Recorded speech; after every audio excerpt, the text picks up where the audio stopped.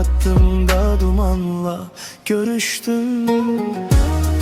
Nedir günahım deme ne bileyim, niye böyle kederle dolsun dilim. Mehabbet yolunda gittim azdım ben.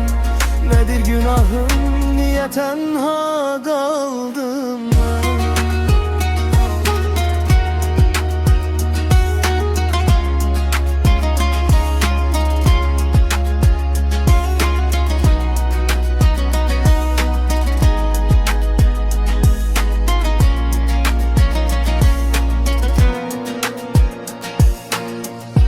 Belki çok sevdim, belki çok inandım.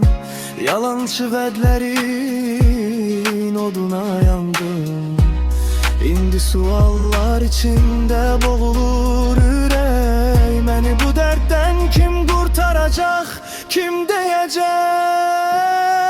Nedir günahım deme ne bileyim, niye böyle kederle dolsun dilim. Mehabbet yolunda ittim azdım ben. Nedir günahım, niye tenha kaldım?